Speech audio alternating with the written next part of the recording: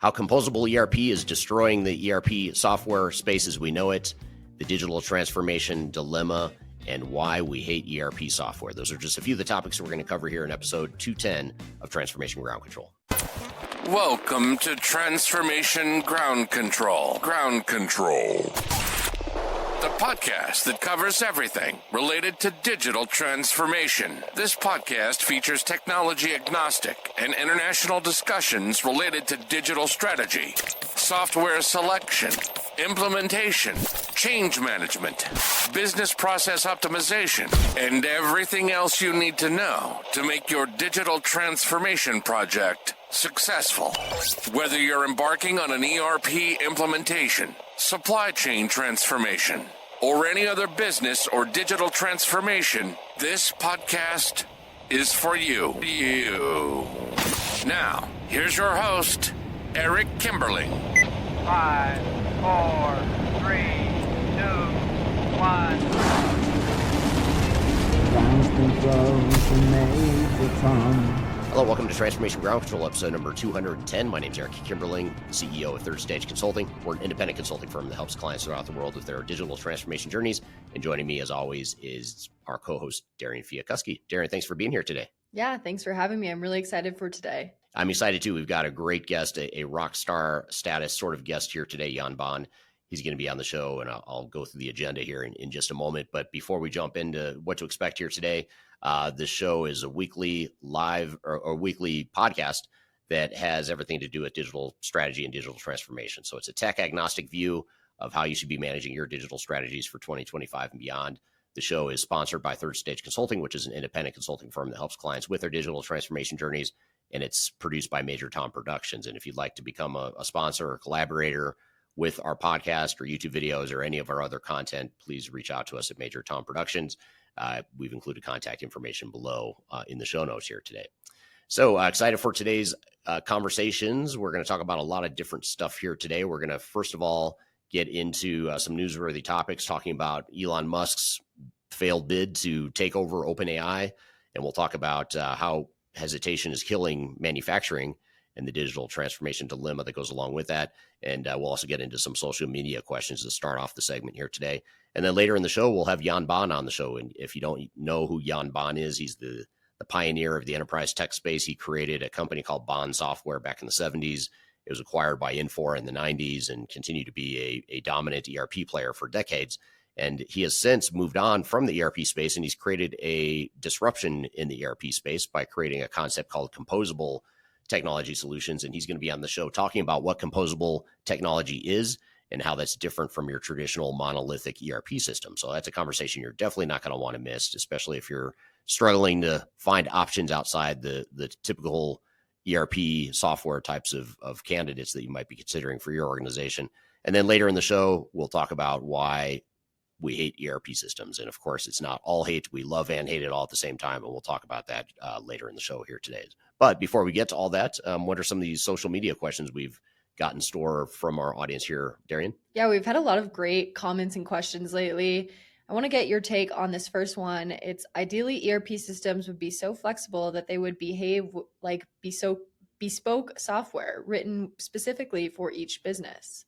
That is not possible, so businesses need to change their operations to match the ERP ways of doing things. Every business thinks they are unique, but they are all doing the same things with minor variations. Businesses need to get over the fact that they are not special. Yeah. Oh man, I have so many conflicting thoughts on that thread, or, on that sentiment. I do agree with, ERP systems not being flexible enough at the kind of the module level, because they're so focused on creating an integrated solution and integrated experience, single source of truth, all that stuff. And there is value and merit to that. But with that comes a certain amount of rigidity. I think it's easy to say organizations aren't that special or aren't that different. And there are parts of organizations that really aren't that special or that different, or maybe they shouldn't be that special or that different. But there are parts of every organization, you should have parts of your organization that are special and different. I mean, if you think about it, especially if you're in the private sector, if you're a manufacturer that creates complex engineer to order solutions, and your competitive advantage is the fact that you can do that quickly. You can do that on a scalable level that your competitors can't. It's easy as an outside consultant to look at that and say, well, you're not that special. Just use SAP or Microsoft the way it was built and stop worrying about the way you do things today. That's not a good answer. I mean, it's a terrible answer, in fact. And it's pretty, in my opinion, when software vendors say that, I think it's a bit arrogant and dismissive to what has made these companies successful in their respective industries. And to think that you have a solution that's going to, magically solve all their problems if they would just learn to use your software, it's high. It's hubris, in my opinion. I think it's something that is destroying the ERP software industry from the inside out. And I think it'll ultimately be the downfall of the ERP space as we know it. And it's also going to be the downfall of the big system integrators, the big consulting model. They're so caught up in themselves and focused on all the great things they do that they fail to recognize and understand what makes different organizations tick, what makes them competitive, and find solutions that actually fit those needs rather than trying to force the organization to change. So I think there is some truth to the audience members' comments, but I think it's within moderation. I mean, within moderation, yes, try to adapt to the software, but don't do it at the expense of ruining your business, because so many companies go live on a new system and they wonder why they can't ship product, why they can't close the books, why they've lost millions or tens of millions of dollars of sales at go live. The reason being because they bought into this failed, flawed mindset that ERP software vendors tend to have. Yeah, absolutely. That's some great points there. I want to go to our next comment/question today. This was also from a YouTube video, one that was recently published on your channel about big consulting firms. And this comment is, this is obviously a biased look at big consulting firms. The guy owns a smaller consulting firm, so naturally he will tell you that his competitors are not up to task anymore. Totally agree. It is absolutely biased. And in fact, the reason I started this company, Third Stage Consulting, is because I was so frustrated with the way the industry was. So my entire career has been staked, or I've staked my entire career on the premise that the old model is flawed, the old model is outdated. I don't think the big consulting firms and the big software vendors are going to be nearly as relevant in 10 years as they are today. In fact, you already are starting to see some pretty significant chinks in the armor and cracks in the foundation on both fronts. So yeah, absolutely guilty as charged. I am biased, and that's why I started a company that is independent and unbiased. And so I'm biased towards unbiased independence. And so if that's a crime, then sue me. Yeah, that's a great point. But some good comments lately on the channel, on the YouTube channel, and all across our social media. So if you guys want your comments or questions answered, make sure you leave them anywhere on social media, and we will answer them potentially in this podcast segment in another week. But we're going to move on to our newsworthy articles of the day. Great. Awesome. So this first one is hesitation killing manufacturing? So this is talking about something that's making big waves in the manufacturing industry, which is digital transformation, or more specifically, the lack of digital transformation in the manufacturing industry. So a recent survey with over 800 manufacturing executives found that 82% of them believe their company won't survive more than 1 to 3 years without investing in IT or digitalization. That's a staggering number, obviously. I mean, 82%, that's a high majority. But yet with that, a lot of these companies are still not necessarily making the leap to IT or digitalization. So what's holding them back? A couple of different things were mentioned. It said that there was no clear strategy. There was an internal disconnect, change resistance in IT, complexity, lack of investment. They said that top digital leaders allocate 45% of their IT budget to transformation, but this industry isn't even close to that number.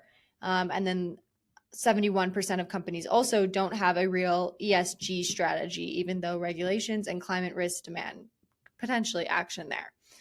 So those are some different statistics on to maybe why this is happening. But 98% of these 800 that were interviewed also said they were looking for new strategies to become resilient, whether by reshoring or using advanced simulations.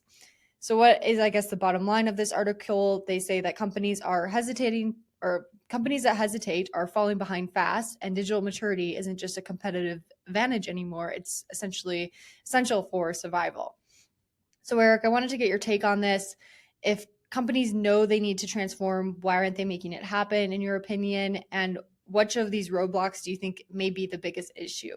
Well, I think it's that's a really interesting article and an interesting series of data points there that I was not aware of. But I'd say that one of the biggest challenges that manufacturers have is, first of all, there's competing priorities. I mean, there's so much changing in the world right now where, companies are still trying to figure out how to shore up their supply chains or pivot in their supply chain management to, adjust to this new world we're in post COVID, post nationalism, post, reversing course on global supply chains, that sort of thing. So manufacturers have other fish to fry. Believe it or not, technology is not number one on most of their lists. And I understand that. And I think that makes sense. I mean, they've got a business to run. So that's part of it is just competing priorities and just the magnitude of change they're all going through as it is. But the other part of it, I think, that's contributing, or a contributing factor, is the fact that there's so much chaos in the enterprise technology space right now, as far as, vendors forcing upgrades to new solutions and uncertainty around, the capabilities of modern ERP systems and, hesitation in some cases to move to the cloud. There's uncertainty around AI now, so now manufacturers are stuck with, well, do I look at AI? Do I look at ERP? Do I look at best of breed or an MES system to help help automate my manufacturing shop floor? There's so many just different options. I think a lot of manufacturers are getting overwhelmed with the chaos and the noise in the market. And you combine that with the fact that they've got competing priorities. It honestly doesn't surprise me a lot that that's the situation we're in. But I also think that there's a unfounded fear that if you don't automate or go digital today, you're going to be dead in whatever the stat was, 1 to 3 years. And I think that's just, I think that's more than anything a sales tactic or a fear tactic to try and drive more technology sales. But anyway, that's my view. I'm not saying it's right or wrong, but I do understand why manufacturers might be a bit hesitant to go all in on digital technologies right now. Yeah, absolutely. And like you mentioned, along with all the vendors going on, but it's also an issue of IT complexity and how complex everything is within it. Do you think that manufacturers would need a full IT overhaul if they're looking to digitally transform, or can they take a more phased approach to transformation? Yeah, I think you can always take a more phased approach. In fact, it's more, I would recommend that in more cases than not, to take a more incremental approach, because first of all, it's just more realistic with the operational capacity of most organizations. But second of all, it's also a more risk. It's a good risk management strategy. I mean, you're not putting your operations at risk. You're not subjecting yourself to undue potential failure across the entire organization if you take that more incremental approach. Now, I do think that taking a complete view of your entire digital strategy and knowing what your long-term roadmap is, I think that is important. Even if you know you're going to deploy it in a more incremental way, or even if you know it's going to be a longer-term roadmap, maybe at a slower pace of change, that's okay. But I think just having that clarity of where you're headed longer term is really important. But once you have that clarity, then doing a more incremental approach to actually deploying and executing against that strategy, I think that makes a ton of sense. Yeah, absolutely. And one more question for manufacturing here. What's the single most important step manufacturers should take in the next 12 months to avoid falling behind potentially? Well, I think the first is to get an independent and tech agnostic assessment of what you have today and what it is you're trying to accomplish as an organization, and then prioritize and determine what the most important technology changes might be. So it's not an all or nothing proposition. You don't have to just go all in on a full-blown big massive ERP system.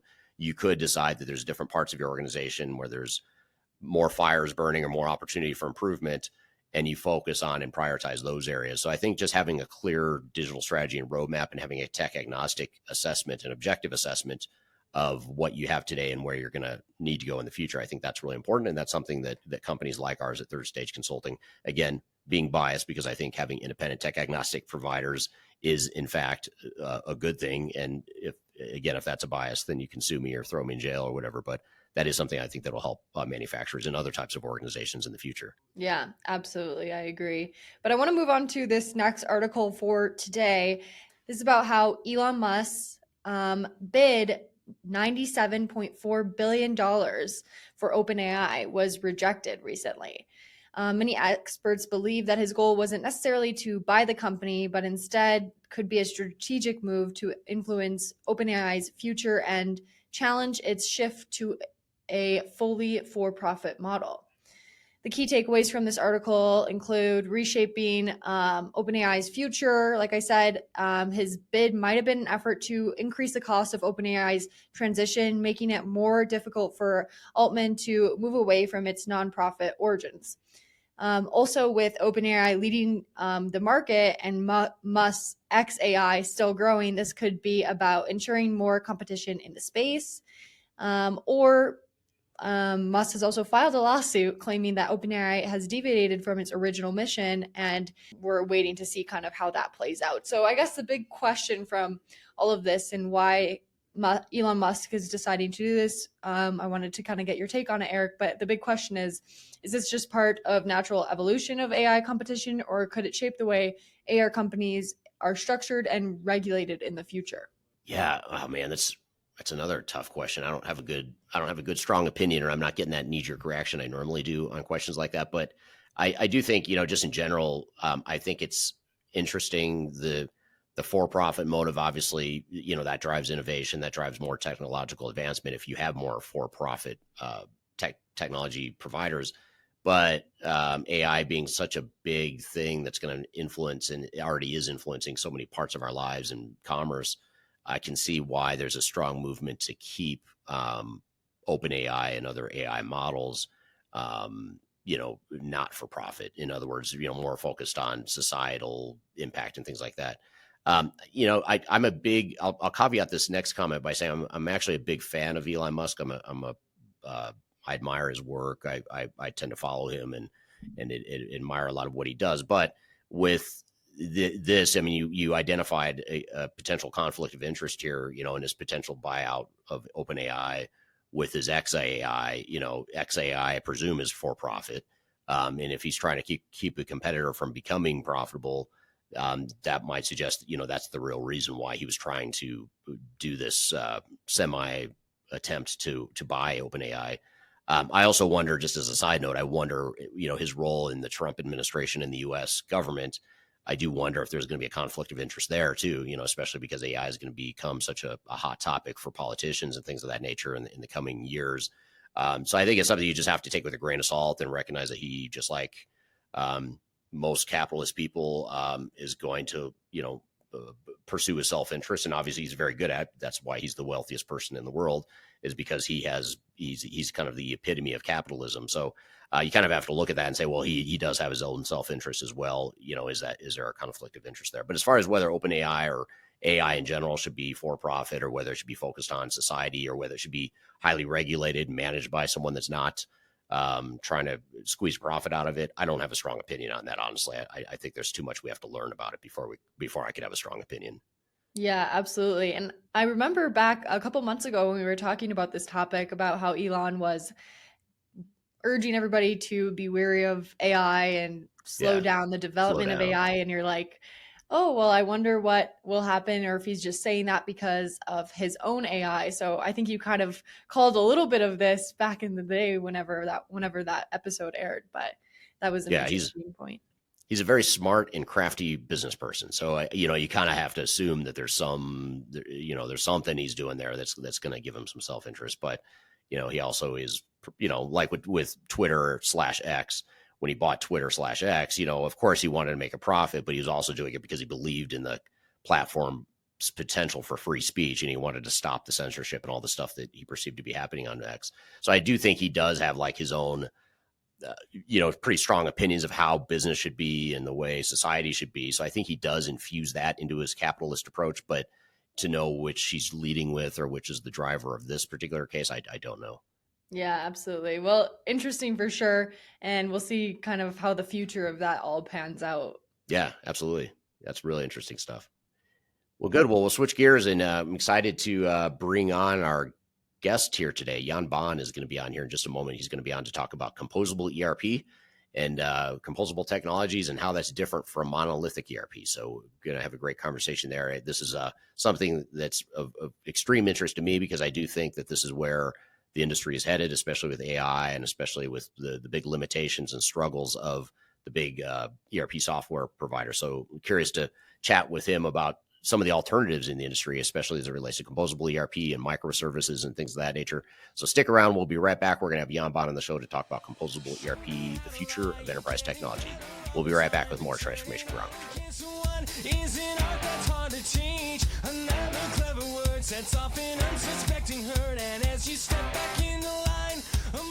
I'm excited to announce the release of our 2025 Digital Transformation Report.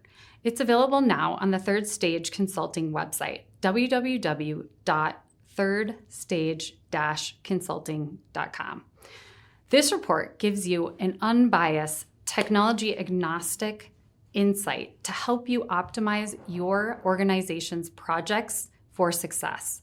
Get your copy today using the QR code in front of me or on our website.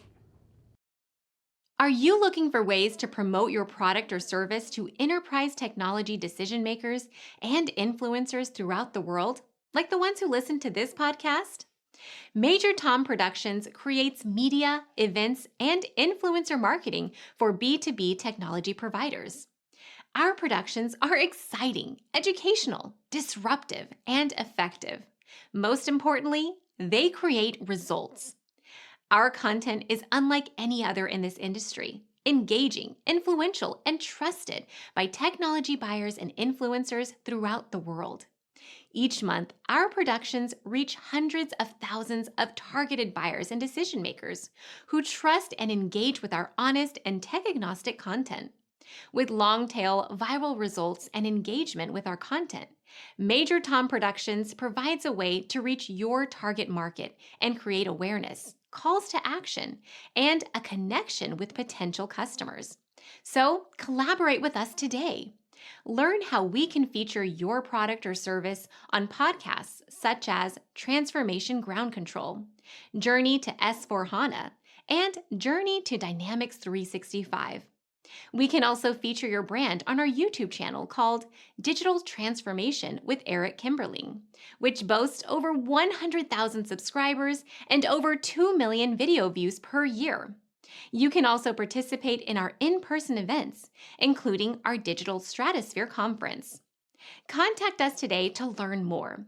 We can tailor a marketing campaign that works for you. We look forward to helping more people learn more about and become engaged with your brand.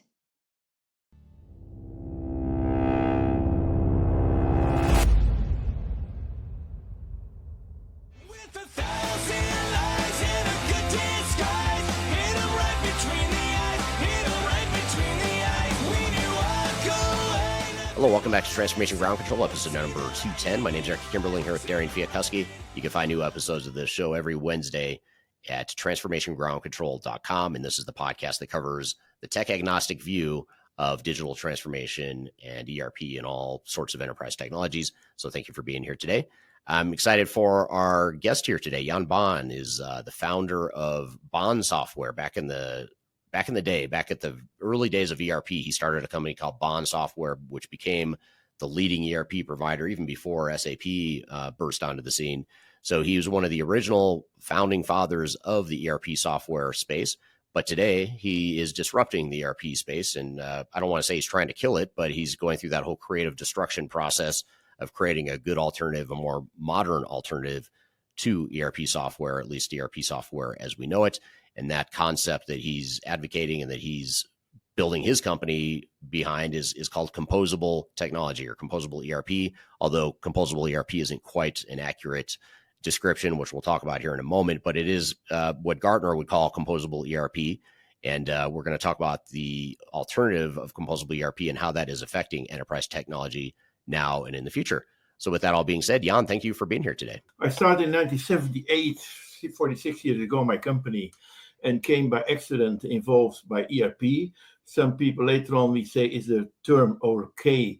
Is it enterprise? I think it became never enterprise. It's maybe entity resource planning, or sometimes we call it enterprise resource problems. But okay, if you look to ERP, it's complicated how to build all this stuff together in one database, etc. Now, I came quite early in Unix. We were one of the first Unix players there in the 80s with the Baan cell, and then with HP helped us tremendous, and we became one of the leaders together with SAP in the 90s. And especially winning the Boeing deal with 40,000 users propelled us on as a leading player.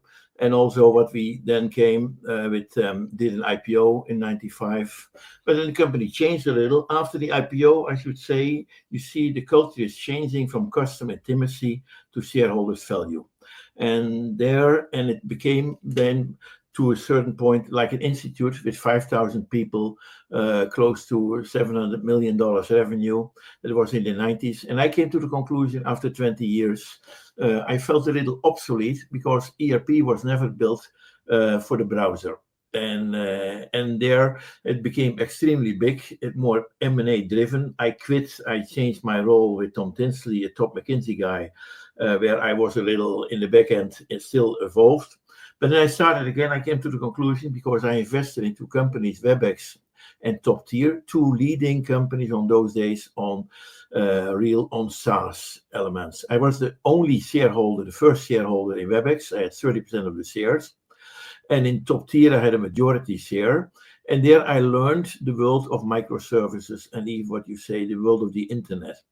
And there I came to the conclusion, can I not combine this one in the slipstream of ERP? Can I then not bring these microservices together? But I failed because the board was not in favor.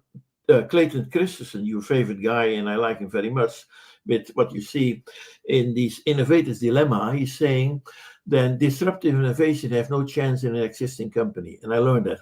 And I came to the conclusion, I cannot do it. And I quit and I start again with disruptive innovation in what we call in Cordis. And there was a BPM company like what we see like Pega. We focus, instead of a silo, we focus on all the business processes and bring them there together. And that was an important element therein. Okay, and that was quite a big help to understand end-to-end processes. And then you have another view, because ERP is not process-driven. The processes are fed from the logic of ERP, but realize ERP is not built for the processes. They do something to the process, but the process is stored in the concrete of SAP, of the data. And that's the limitation of ERP. And everything in one database, and then you have sometimes 100,000 database tables who are also real conflicting with each other, etc. It became extremely complicated. And that's what we see now. Therefore, it was so difficult to bring ERP to the cloud, if you look to it. So that's more or less what I can do. Should I take a minute out? You can talk a little, and then I try. If I start again, let me do. You can talk, and then That sounds good. And I'll lead it into a question, but I love everything you just said there, and I'll talk for a moment here and see if we can get the video back. He went away. Hopefully he's coming back. Otherwise, this will be a really awkward remainder of our interview here today. But what I was going to say is that what I find fascinating about Jan's background is that he sort of, first of all, he realized the limitations of a model he created back, in the 70s and 80s. By the early 2000s, I think that's the timeline he was suggesting there. By the early 2000s, he kind of knew that there were limitations, and that with the advent of the internet and the way these monolithic ERP systems were built back in the day, he knew that there were some limitations. It wasn't going to transcend the post Y2K internet-based world. And so I find that super interesting that he could see that 20 years ago. And I think, there were, people in the industry, I believe, that other people that might have recognized some of the limitations as well. But I think the problem 20 years ago was when he tried this best of breed approach that Jan is talking about. When you try that best of breed approach, and he's back. Thank you. We can see and hear you now. This is great. So I'm glad that worked out. Okay. So this is Jan Baan. He introduced himself, but this is what he looks like. I was just talking about how, it was interesting foresight you had 20 or 25 years ago, that the model you helped create, you recognized that it was becoming obsolete in the post, Y2K world.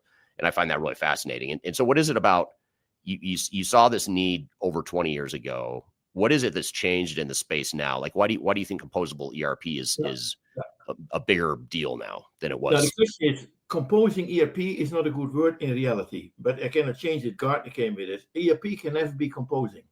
Right. It It's is, kind of a it is not, contradiction. it is not dynamic. It's not on metadata. And ERP can become composing when it is united with microservices, and that's what we're doing now. And I learned we built ERP, we built composing solutions, but it was in BPM, and it was done on metadata. You bring all this metadata together and have an end-to-end process. But that was in the infancy of the internet. And then I quit again. Chorus became part of OpenText, and I became again, and I moved from PaaS because we built platform as a service, but realized platform as a service is indeed like Salesforce, like ServiceNow is still built in the infancy of the internet and not in the latest dynamic world. I moved again from PaaS to infrastructure as a service, especially with Google. And there you go in the data-driven, what we say, the semantic data world, and everything is there real dynamic. And these microservices, if you do it on big data, because realize also ERP is not built on big data. If you change one record, you're out. Now, I built already for 15 years, I'm on big data. And then what you see now, what you do, you bring in everything together. Now, but then you can ask yourself, why should you not build ERP again in the new technology? But it's not so easy because the kids of Google do not understand ERP. Right. ERP is master production scheduling driven, ERP, MRP, and all the logistics are there. The data model is extremely complicated. Now, and don't make a mistake to make it more complicated, to add more things. That's what we're doing today. We go to the cloud, and then you have vendor lock-in, and the vendors like to, they are not saying at your service, but they say, how can we milk you? It's the same element, at your service, milking the cow. It's vendor lock-in, and they hope that you do more and that you stay on the foundation of their data model, and that you bring all those AI also there, and then you destroy yourself. Now, I should say what I learned from manufacturing, if you build a car, then you have two elements. One element is in manufacturing decoupling, and the other element is in late binding. If you build a car, every 15 seconds, Tesla is producing a car. That means that an hour before you can make every decision what engine should go in. Now, not in an airplane. Then you have a project. But modern manufacturing, what software should be built on decoupling and late binding. And that's what we're doing. And with those two elements, decoupling and late binding, we adopted the input of an SQL database, call it ERP, and we reduce it, we call it sunset, bring it back to the fundamentals. Never do bespoke, because we kill ERP with bespoke. And why should we bespoke? Because bespoke is more human related. ERP is a transaction system. And it's not a BPM system. It's not a case-driven system. This transaction layer have a limitation, and then you kill it and you're out. And then you go to document management. Now, what BPM did, you have two elements. You have a transaction layer, and you have a case management-driven layer. And we call it, we unite them together. Now, that is what we can do today with the REST API. This technology is so amazing what we have today. Now, we can rebuild everything, but you win more on the downstream. It's better to adopt a vanilla system, could be even an on-prem system. Go not too early to the cloud if it makes no sense. Because it is good enough, because the more you go downstream, the more you have a value proposition. And AI is only the downstream. In the upstream, from the legacy system, is too complicated, and there's no need for it. Why should you bring AI in an ERP system? You need it, what Clayton Christensen is saying, the job to be done. Right. And what I learned now, when I started, we went to a silo with 100,000 database. We had 10,000 database, was made more optimized. Now, then we moved in the beginning of the century, what we call two processes. But now we're moving to what we call the job to be done is not a process, it's a workflow. And these three elements are united. And some elements could be in a silo. Some elements you bring it to an end-to-end process, but then in a dynamic way, you go a step further, and then you go to dynamic workflow. And that is this AI-driven microservices. They are like Lego elements, very small components. You build it 10 times faster. You are 100 times more flexible. But still in these elements, you should not do everything like these complex data elements. In a car, you have a chassis. Now, the chassis is different than the dashboard. Right. Right. That's super interesting. And there's so much you covered there. And I love the way you opened that response with composable ERP by definition is a contradiction. Composable, it's not composable ERP. It's composable technology, which is different than ERP. Yeah, and take it with a car. You have not to go under the hood, but you drive it. Suppose that you did your navigator under the hood and build it. We build it on the dashboard. And if you see the car, under the hood is for the time being good enough. You have four wheels and you have the chassis, and it's not changing. And you have a lot of mechanical elements. But if you go on the dashboard today with the modern cars, you have software. You have electronics, you have software.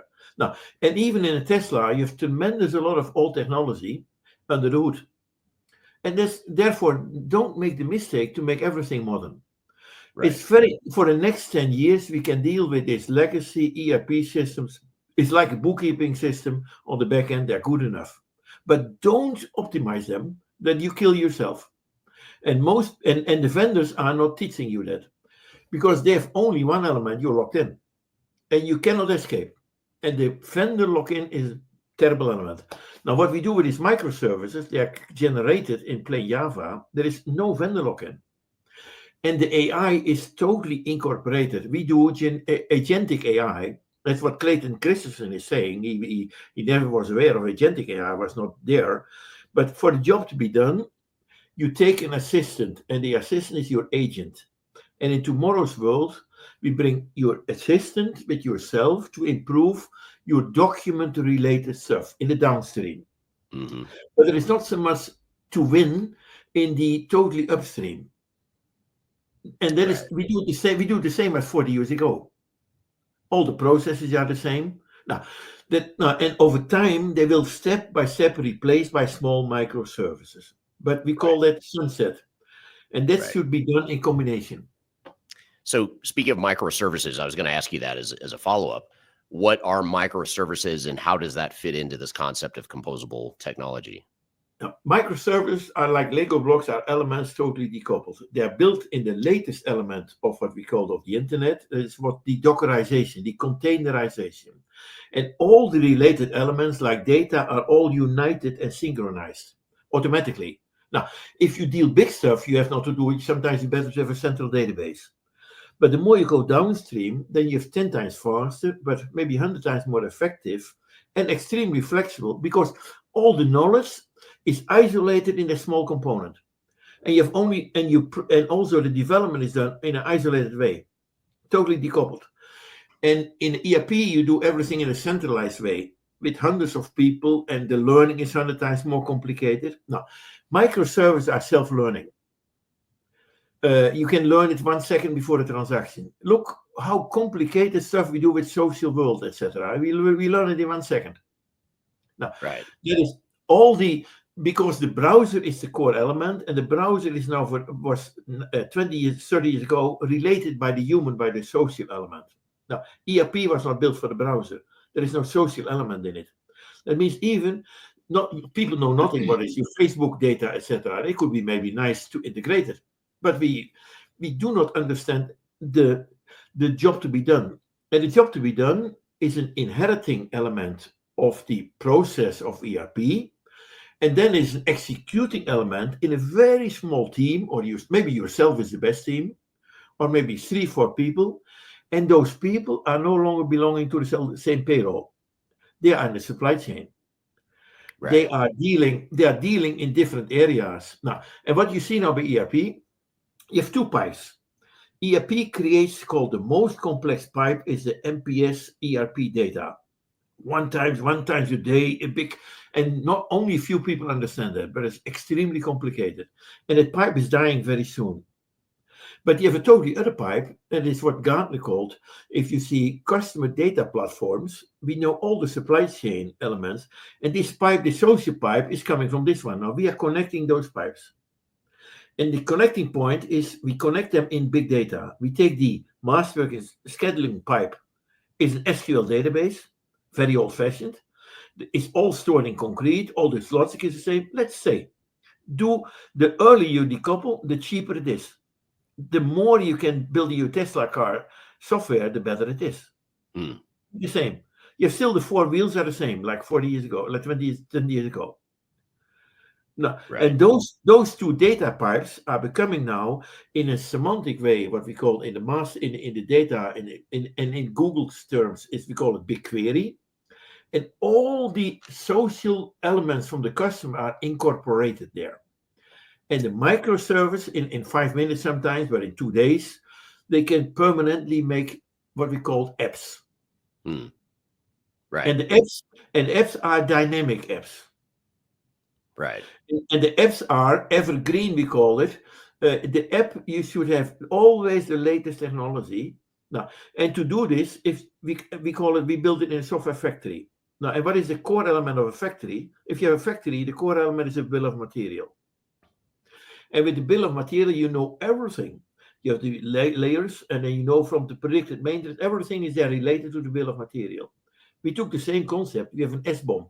We build it on a software bill of material, and all the components are everything we do is a manufacturing process. I'm a manufacturer. That's what we learn. Right. And not so many people.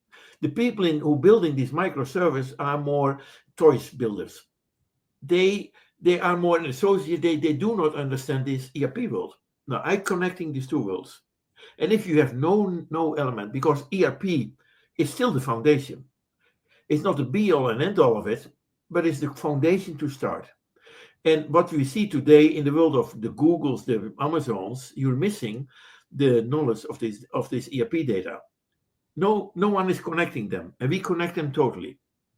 Now, Right. and then you have a tremendous value, and the value is then on the end, you double at least your EBITDA. In today's world, there is no contribution to EBITDA from IT, nothing. It costs more. We consuming EBITDA, we eating EBITDA instead of delivering EBITDA. But here we can do it with half of the people in a two times better job. Right. And therefore we need microservices, and that's all what we say productized. And you do it in very simple elements. You have your mobile, everything is mobility oriented. Now it could be your watch, but anywhere, and it's done in an extremely smart UX element. And we do it already for 20 years in UX. The UX is the intuitive part that you help your customer.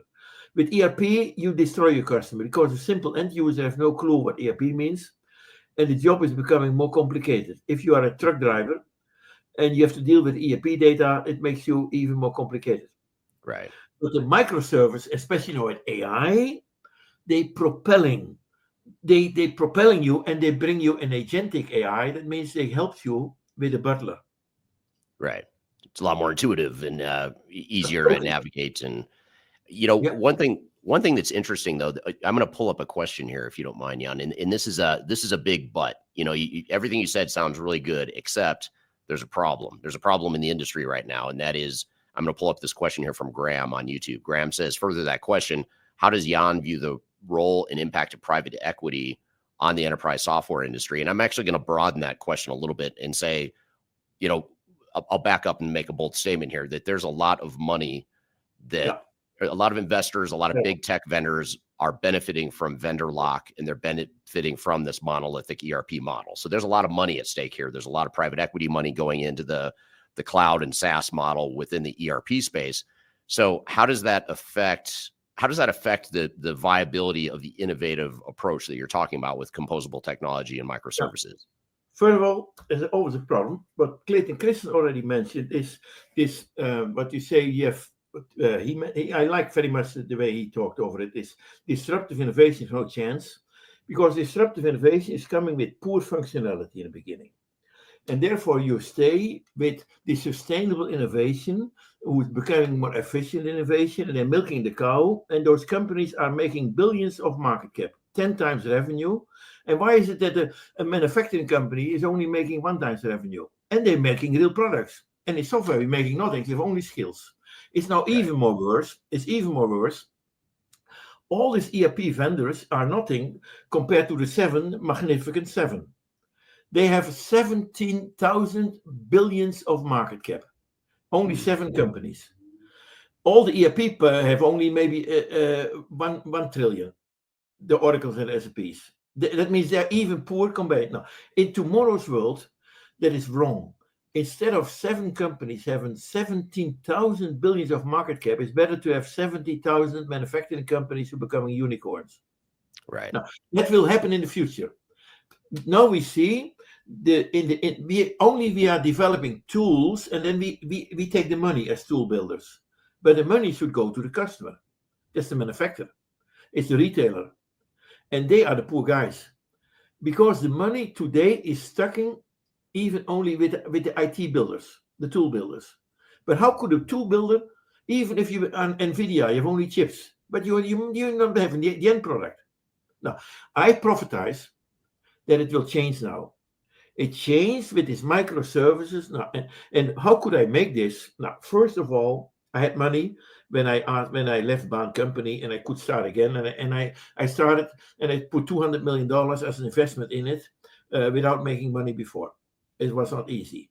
And I did it again, but there I make a mistake, and I did it without a customer.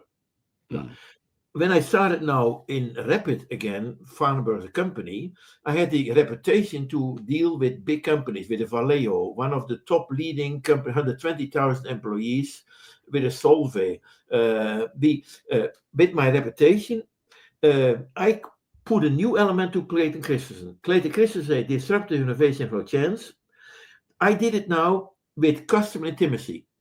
I took the customer intimacy and go from a top side. I take new technology and build then the missing elements on top of ERP. And therefore I could do this one. And I could finance also this one with the projects what I did with innovative big companies. Now, and there we learn a lot, and there I contribute to the EBITDA. Now, and let me go now a step further. We should focus on customer intimacy. And every customer should have a different model. Every car is different. Why should we have a generic stuff? Now, in a car, there are generic elements, they are more hidden. But in the configuration of software, on the end, everything should be customized. Everything. But in reality, maybe only 20% if you manufacturing it smart. It's maybe only 20%, but it's 20% is good for 90% of the profit. Right. And then we will have more competition. Now we have no competition. And then we do the most stupid stuff. We do AI by SAP and by Salesforce. And then Salesforce own your AI. Now AI should never be owned. It's the most dangerous element, never be owned by a vendor. That's AI, and what we do, we build AI with no vendor lock-in, and the AI belongs to the customer. Now I have the benefit a little that I learned the generic part, but the customer owns the specific part. And now the AI is no longer produced to IT people. The business people, because it's consumerized, the microservices, the non-coding are so simple, the business people can do it for 100%. And in this late binding element, the later you do AI, the simpler it is and the more effective it is. Now, that means you asked me one question before when you sent me, but let me answer that question. What means IT will disappear in the future? The CIO will report to the COO and no longer becoming their direct. And what we see, IT should never be centralized. IT should become a component of the decentralized businesses. And that's what we do now. Because this microservice allows you that the business themselves build it. My customers are not going to big consultant firms. They build their software themselves. There's no need for the Capgeminis with 100,000 people, etc., and doing with this whole stuff. Right. Let me be straightforward therein. And Capgemini and Accenture, etc., they're milking the cow and they're struggling. You see, they're struggling tremendous to go with this reputation. They have in India hundreds of thousands of people, but the master is here and the slave is in India. And they are not involved with the latest technology elements. And in these big monsters of ERP, they make that, but that will change tremendous. Right. Yeah, they're still stuck on this model of upgrading to cloud, big cloud, complicated ERP systems, which is, here's a really good question I want to get to. This is another question from Graham on YouTube.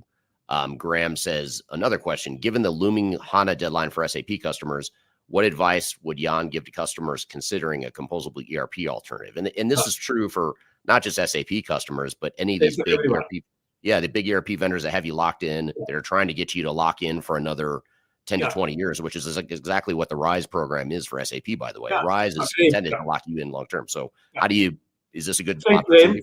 A very good question. Thank you. And what you see now, first of all, is already wrong. Suppose you bought a car and you come into the garage and say, listen, you have to buy this new Jaguar or this anywhere big car in a year. Otherwise, I do no longer the services. Now, that is stupid. How could a vendor say, listen, I'm no longer serviced, and you have a perpetual license forever.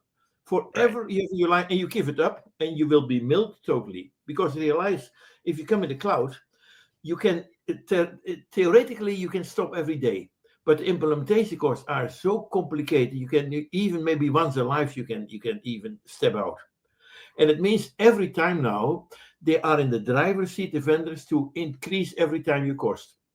That means perpetual is cheaper than on cloud. Now, okay, you should go new technology, but brings new technology a lot. Now, I should say, if you do it, take the minimum part, do half the users, because what you can do, if you take microservice, if you have 20,000 users ERP, you can do it with 10,000 users, maybe it's 500 users. Now, therefore, the more you bring to it, the more you have, all your downstream users should never be linked. Now, therefore, I should say, take your legacy system, continue, or replace it, do it only vanilla, nothing more, and absolute do it best of breed. Why should you not use Workday for your financials of another one, but why not a local one? PeopleSoft for CRM. PLM is ever by, you never should do it, you should do it in CAD/CAM. The CAD/CAM players are much stronger in PLM than the ERP players. And PLM is becoming maybe more advanced with CAD/CAM than ERP, if you look to it. Now, if you do that, then you decouple it. You are becoming more in the driver's seat. You are all locked in, but you are only locked in vanilla. Do not one statement bespoke, because then you cannot go to the new version. If it is vanilla, you can go in 1 minute to a new version. And it should become evergreen, but it's never evergreen. You stay for years. Now, there is no future for this traditional system, but we have to go for the next 10 years with it. Right. And we should do it smart, and we should stay together, guys. We know, and we have many good friends, and even if we look, but we even Australia, we see many good friends. You did, my regrets. Also, if you look what we all doing, bring nice people together. And we should do it independent and make each other strong, because everything is now locked in this element. Yeah. Hey, Tom, I see Tom Pierce therein. Okay, what witnesses are there? Nice to meet you, Tom. Now, we see all these people who have this knowledge, and it's good. They were also on your show there last year, but maybe on your next in August, your show, Eric, could be good. It could be an element to maybe unite some things around this element. I should say we should make each other strong. Yeah, absolutely. And Jan's referring to our Digital Stratosphere conference that we're hosting in Denver. It'll also be streamed virtually to people that want to join remotely. And Jan, you're going to be one of the keynote speakers there. So we're excited to have you again this year. Your presentation last year was amazing, and I look forward to hearing it again. But I guess, one thing I want to ask you, though, is, you talk about the smaller players, and there's another question I'm going to get to here from the audience about smaller players. What role does, and this is a very self-serving question, I'll admit. I'm going to ask you this question because it helps me. It benefits Third Stage, and I think it helps you too. But how are independent consultants like Third Stage Consulting and others, what role can they play in helping enable and facilitate this movement? Realize there is nothing was independent. That means there is so much market cap, and everything is paid by the market cap. And there's only one element. The choice was already SAP or Oracle before. And then everything is in a choice because you make the most money there, and the same partners are together and united together in the same firm. And it's the most dangerous part, what we have seen. And we are misled. We are totally misled in this element. You need help, but not only in the element. It's no longer a purchase part. It should be continuously. And you need the independent consultant to optimize your EBITDA, and it's not only to check it, because you go to small components, and there is not so much on the front end to support, but more continuously support. And that is what we should see. At least the independent consultant can warn you and help you already in the beginning, but it should be forever, because it's continuously improvement. Right. And I should say, always start small. If you go to these elements, it's too early to take everything in microservices, because then you need a big department, and you should set some things like this. What you see, these companies, what do they do? This in native stuff, who build it like the Amazons, who building stuff for themselves, etc. Now, ERP is, for a while, too complicated to do everything, but at the other end, it's good enough. It's an administrative system. This master and scheduling and everything is still like we did 40 years ago. Now, decouple it. ERP never could have a good warehouse management solution, because then the retail people downstream have another element. It's not have a good shop floor solution, because it's too complicated if you look to it. Decouple that. Take only the upstream elements, and take them only vanilla, and maybe your vendor, what you have today, is maybe good enough. Or if this vendor is vanilla, tomorrow you can go to another vanilla vendor, because they have more or less the same functionality. Right. But what I expect, what we now do already, we have a big breakthrough with reverse engineering, or from screens already. With AI, we can generate already stuff. We are coming very close in a year time. If you see all these SAP or Oracle screens, automatically they give me content for creating source code. And we are very close. We are already very close to this one. What we do with Undoc, we did already proofs. I've seen it last week from my people in India already. We generate 70% already, only taking a demo from the internet. And with that, there is input, only the demo was already good for 70% of creating source coders elements. Now, there's coming amazing technology in AI. But the problem is, and we need help, how to implement that. And that is what we do not know. All our business people do not understand ERP, IT in the beginning, and there we have to commoditize them. And that is a process of ongoing improvement. We're here at the Baan. We're talking about composable ERP and the future of enterprise technology. We've got a lot more to cover. We'll be right back with more Transformation Ground Control.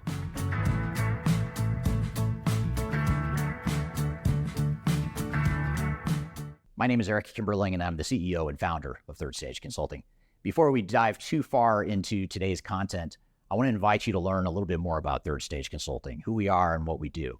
I've included a link to a video right here that describes Third Stage in a bit more detail. It talks about our story, our history, our philosophy, our clients, our service offerings, and that sort of thing. But in general, what Third Stage Consulting does is we're an independent and tech-agnostic consulting provider. We help clients through their entire digital transformation life cycles, beginning with digital strategy, software evaluation and selection, all the way through and including implementation planning, implementation readiness, and the actual implementation itself. We're technology agnostic, so we only represent our clients' best interests. We do not represent software vendors. But having said that, we work very closely with software vendors, all the leading players that you can imagine we've worked with, both in helping clients evaluate and select them, but also in helping clients implement those solutions as well. So we have a very broad, objective, agnostic view of the market that is meant to really represent your interest as you go through your digital transformation. I also encourage you to scan this QR code right here to get access to our resource center. This resource center has a ton of information, a ton of ebooks that are free. You have access to top 10 software rankings, playbooks for how to make your project more successful, guides to change management, YouTube videos, all kinds of stuff that are going to help you through your digital transformation. So I encourage you to scan this QR code to get access to those resources. And please feel free to reach out to me directly to brainstorm ideas about your project. Even if it's just informally, you want to bounce around some ideas and get some informal advice, I'd be happy to spend some time with you. So feel free to reach out to me. I've included my contact information below. You can also find it in the description field of this video as well. The last thing you want to have happen is for your digital transformation to end up in court. I've been doing this for 20 years and I have seen everything. My name is Marcus Harris. I'm a software and technology attorney focusing my practice on drafting and negotiating software-related contracts and litigating software disputes across the country. Feel free to reach out to us at taftlaw.com. We'd love to talk to you about the litigation process and what you can expect.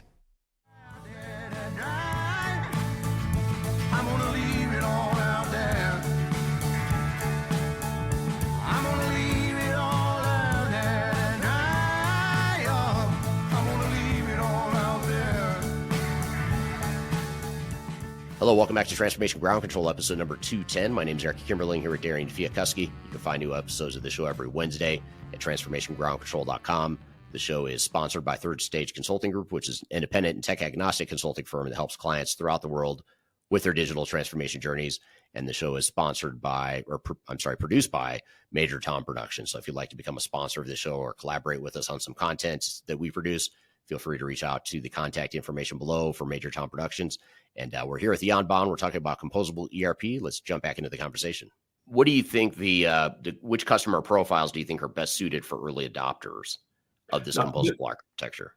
At least the manufacturing companies, because because the retail companies are already further and they are already in and they have already more AI. The manufacturing companies are extremely interesting. Take only your bill of material stuff and take that, and that means decouple it.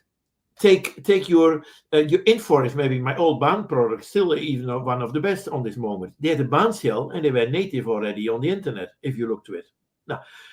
They were already with the same source code on the internet. Now, those companies are already good enough, but could be also an SAP what you have, take it, but reduce it. If you have now 2,000 users, don't make a contract for 2,000 users, bring it back to 500 users. Right. Then you have more enough. If you bring it back, if now you increase where it is not built for. It's not native built for the internet. It's not big data. It's not containerized. That means it's so old-fashioned. Yeah. Therefore, no, but old-fashioned is not bad for the carrosserie, for the car.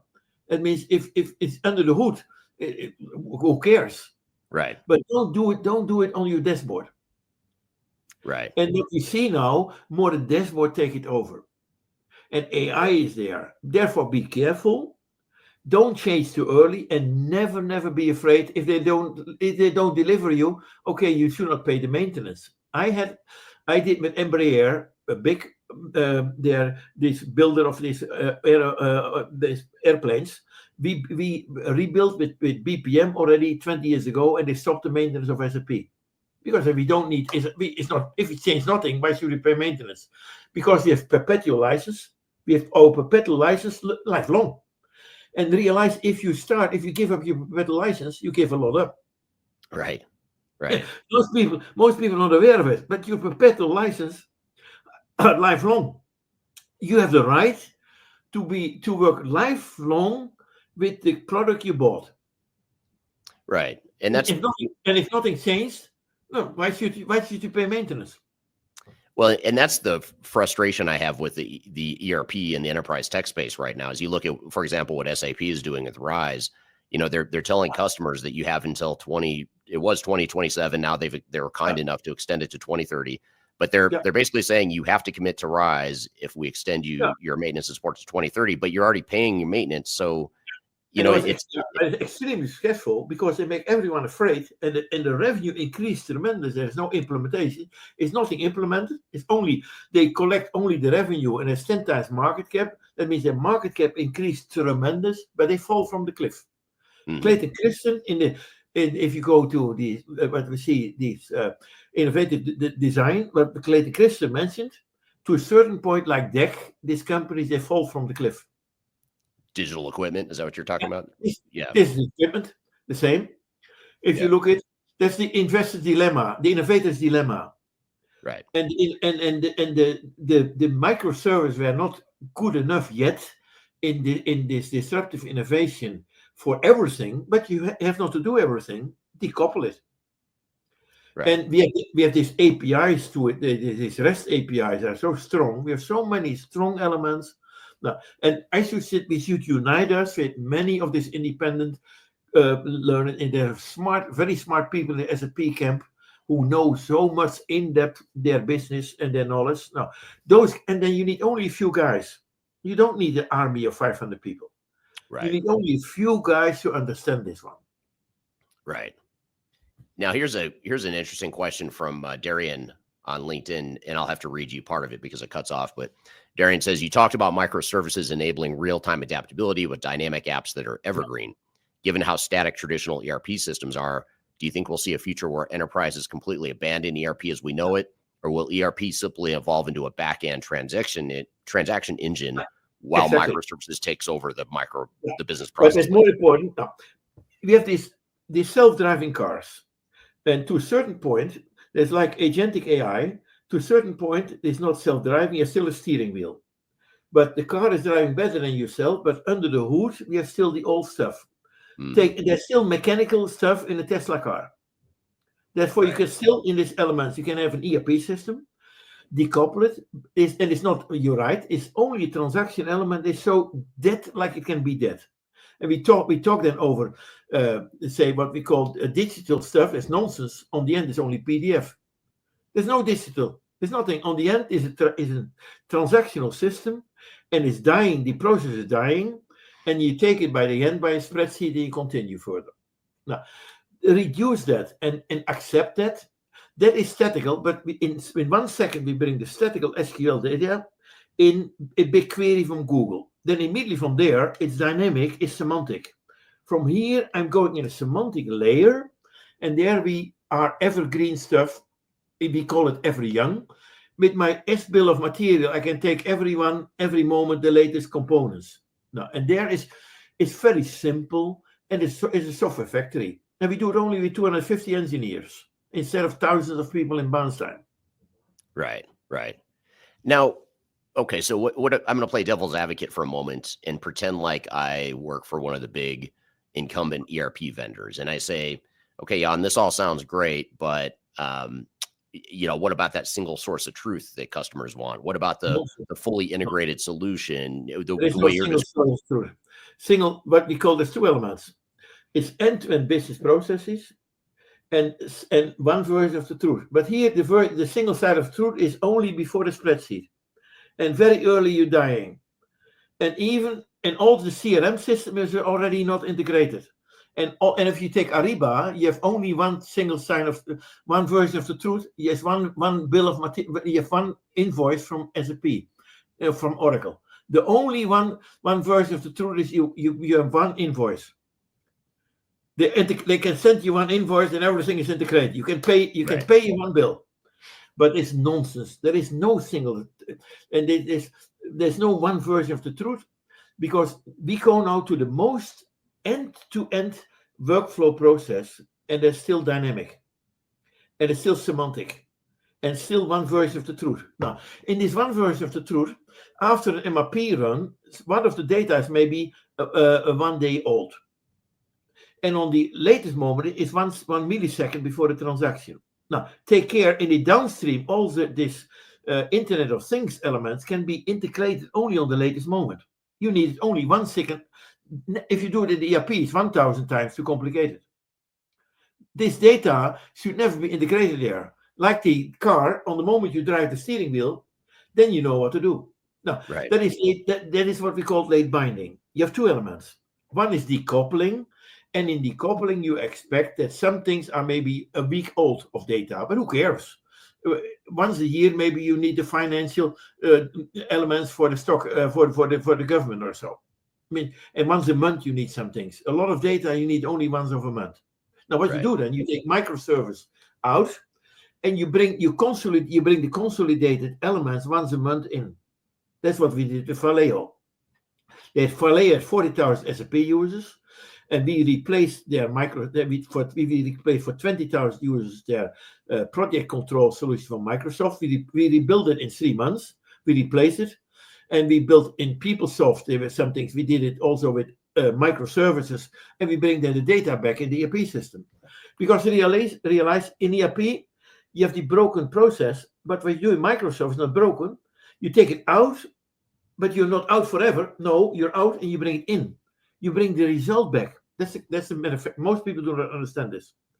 If you most people say, hey, I leave the system. No, you're not leaving it.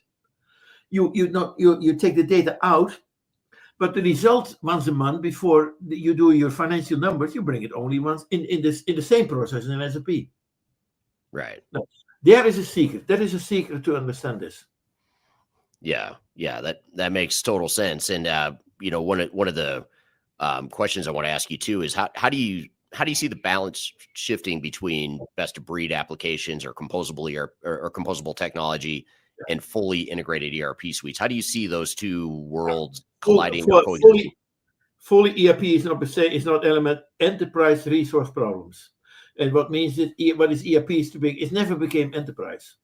Even I dealt with Philips, these guys, they had even 60 instances of SAP. Now, what means then there is even in Boeing, we had 40,000 people on one instance. That was unique in the world. But in Valeda, many people have 50 instances. Now, what is then best of breed? What is all this nonsense? It's all nonsense. You are misleaded. And why is it? You have dear customer, can I buy for you? No, now you have to buy. That means you are afraid. They are so afraid. Now, and on average, the CIOs do not understand the business knowledge. And that's the core elements. Aligning IT and business is a crucial part. And this containerized stuff can become in the camp of the business. Right. Now, can you tell us a little bit about tell us a little bit more about Rappit, if you don't mind. What is the Rappit tool? How does it work? What are some of the use cases about work? Yeah, we started. I started with a lot. I had a third of the shares in WebEx, and with WebEx we came to the conclusion with the two WebEx owners. We built a BPM solution, and in BPM we had end-to-end processes. And Subramin, the founders of WebEx, say, Jan, you're the only one who can bring end-to-end processes, and we have web meetings. Can we not connect them together as a war room? And then you build microservice on it. We did it already 15 years ago, and we call it the Process Factory. Now, that is what I took in Rappit over. I rebuilt it again, and Chorus became part of OpenText, and they were not so much involved what we did in this part, and I took it for the third time over. I rebuilt everything in microservices, and this is composable apps. That is what we're having. And what we did in Chorus, we built everything therein, but in Baan, we had already a generator. We generated a Baan shell, and I learned that. Now, what we learn now, if you have Mendix out systems, you have a runtime version and you're locked in. And we should not do this. We should generate. Now, what we did, we built a generator to generate Java code from business. And in most times, we can generate 80% already in an afternoon direct. And we can do it direct with the business owners. And then we generate it in plain Java. And we do it no longer in PaaS, that is in platform as a service, the infancy of the internet. I throw everything away at my knowledge, and I start again and adopted Google. Now, I cannot do 90% more. All those DevOps are all related in this, what we call this Rappit stuff. That means, in this factory, these guys are in half a day, they do more than in 20 days before. And most is generated, but the last mile can be built in Java. And the Java developers don't like low code, because then you are locked in. And on the end, you need still, and Java is one of the most best knowledge for the internet using this one, etc. You generate everything, and from Java you can go to Python. And you can combine immediately this stuff to do it. You generate Java, you do the Python stuff yourself, and there are very simple languages. Right. But we increase the productivity of a Java programmer at least by 4 times. And that means we make the Java programmer more productive. And the Java program, and we have then no code, the 2 elements. We have Rappit 2 elements. One is Rappit developer, is generating Java code. And one is the composer element. There is no code. And there you do it in only on the workflow elements, and are totally united together. And you do it there on the workflow element only for business, for the citizen. Right. And there you bring the most of your AI, is the best place to bring it there. Because it's simple. You have not to ask the IT guy, help me a little to do some things. Here, it's like you did in the past with a spreadsheet. If you could handle a spreadsheet, it's good enough to work with this no code. Right.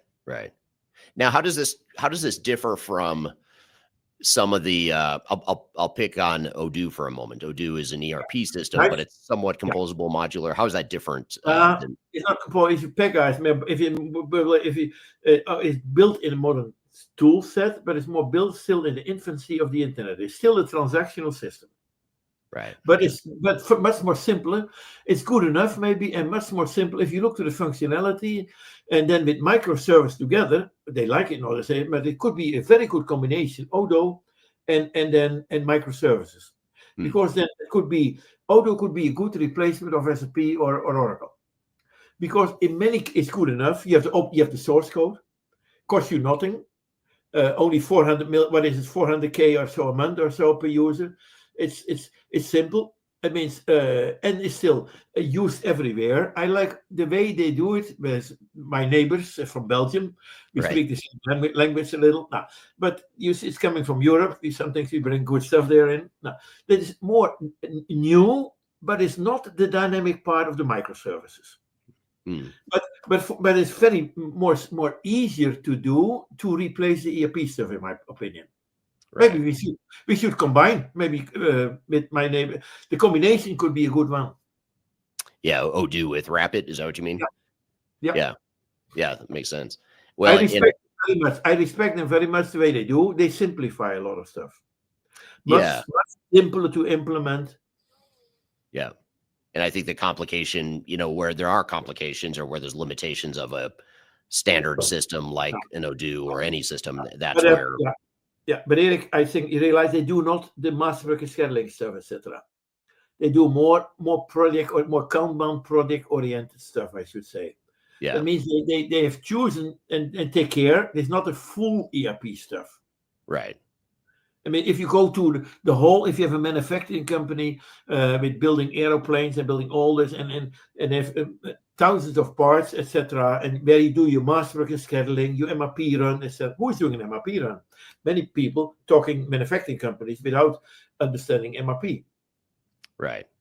But the complexity is in the MRP, masterwork and scheduling element, and then all the logistic. And if you see all those logistics elements running it every day and how to deal with it stuff. Right. Here's a question that just came in. I think it's a good one that's worth noting. This is from Vast CNC on YouTube. Vast CNC says, I'm late to the party, but very interested in this approach. Where can we find more about Rappit? I will send you my email. That means Eric will also, if you go Baan, and if you go to my LinkedIn stuff, and even I can give a lecture to you if you like it, because I have to be retired. My 3 sons are running it. I have not so much to say. Only once a year on behalf of the family, we are the only shareholders. But I have time. I support Eric a little to do this stuff, and I can lecture you a little to do this. It's very easy, and there's a lot of I'm writing now my new book, but if you go to our webpage, there's a lot of information what you can see in Rappit. Yeah, and just be sure you're Googling not Rapid, R-A-P-I-D, but Rappit, so R-A-P-P-I-T. Like the app is in a rapid way, is app, is IT. And my grandson is even running it here in also the UX part by us, but he came with a name. We call it a good name. First it was Vandenburg. But Rappit, where you do it in a rapid way, as an app, as an IT, an application. Yep. So go to RAPPIT. That's how you spell it, and you'll find it the website as well. Here's an interesting question from Jason on LinkedIn. What's become the greatest risks of adopting a composable ERP versus traditional ERP? In other words, what are those trade-offs that we should be aware of? Take care a little. If you take a best of breed, then you should understand a little the architectural elements. But always you should understand the architectural elements, because you are more complicated if you say you delegate all the architectural elements in a monolithic system. But it's worthwhile to understand your architectural elements, or take a good service that could be an independent also vendor who can help you a little. And it's not complicated, but to understand that. And then the scalability is much better.